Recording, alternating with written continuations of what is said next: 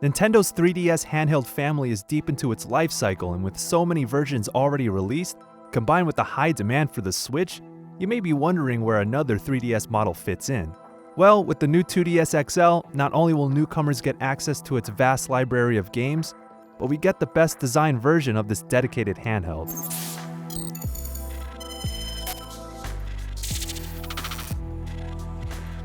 The original 2DS is an entry-level version with its slate-like design and omission of audio-stereoscopic 3D. Now with the new 2DS XL, which retails for $150, we have many of the features that make the new 3DS XL great. Larger screens, stronger processor, and the C-Stick and ZL-ZR buttons, all while being about 2.5 ounces lighter. The new 2DS XL also adopts the clamshell design of the 3DS systems, but improves upon it. It's slightly shorter, and a near-perfect seal is created around the two halves when it's closed. This is due to how the two screens are seated. The bottom screen doesn't protrude as with every other clamshell-based 3DS, and the top screen has a sleek, smartphone-like build. The chassis sports a matte finish, which makes for better grip, and tops off the system's simple, elegant look. In every 3DS I've used, the hinge seemed to feel a little loose, causing the top portion to wobble back and forth if you gave it a little shake. Unfortunately, the same holds true for the 2DS XL. It's as if the top is loosely screwed into the hinge. This gives a bit of a fragile feel to an otherwise solidly built system.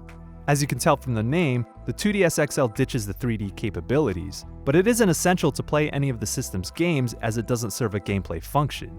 Since this is an XL model, it's equipped with the 3DS XL sized displays, a 4.9-inch screen up top and a 4.2-inch resistive touchscreen on the bottom. Both screens are well over an inch bigger than those of the original 2DS. However, the 400 by 240 and the 320 by 240 resolutions feel somewhat antiquated in 2017. They're noticeably low res compared to many other devices, but you can't exactly blame the new 2DS XL. Higher res screens would also require hardware faster than the already upgraded processor of the new DS systems. Like the other DS systems with the new moniker, the 2DS XL is equipped with the quad-core ARM11 CPU at 804 MHz, and does provide that extra juice for snappier navigation through the operating system and UI.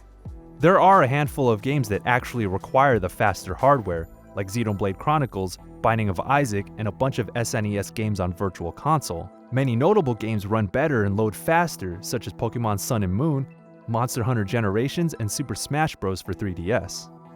So while the screens look pixelated, it doesn't negate the fact that the platform is home to a breadth of amazing games. Still haven't played Bravely Default, Fire Emblem Awakening, or Zelda: A Link Between Worlds? The time is now. The adoption of the C-Stick means you'll get superior camera controls and additional functions in certain games. And while it looks and feels stiff, the C-Stick accurately recognizes minuscule movements. The circle pad offers smooth movement, but still doesn't match the ergonomics of an actual analog stick. Face buttons, the D-pad, and the triggers all offer a solid tactile feel. An NFC reader is also built into the system, so you'll get support for all your amiibo.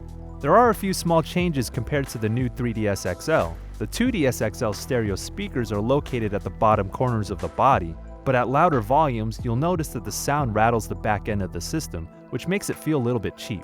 The front-facing camera is moved to the hinge, and the two forward-facing cameras moved to the top of the backplate. The home button now sits below the D-pad, and the stylus is slightly shorter than the previous 3DS stylus. Along the bottom of the system is the power button and a 3.5mm audio jack adjacent to the stylus slot.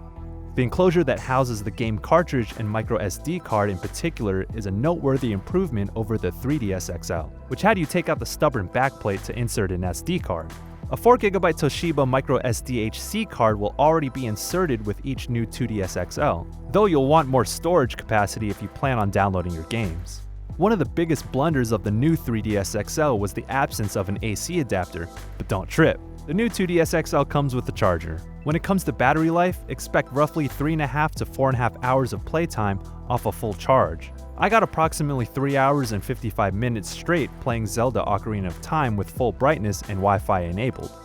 Despite a few shortcomings, there's a lot to like about the new 2DS XL. Should you consider buying one if you already have a new 3DS XL? Probably not. However, if you're still on one of the older DS models or interested in jumping into the expansive library of 3DS games, I would highly recommend you consider the new 2DS XL. The platform may be showing its age, but it's Nintendo's best DS system yet. Are you thinking of getting a 2DS XL? Tell us in the comments. I know you liked this video, so give it a thumbs up and subscribe to GameSpot for more tech and game coverage. Thanks for watching.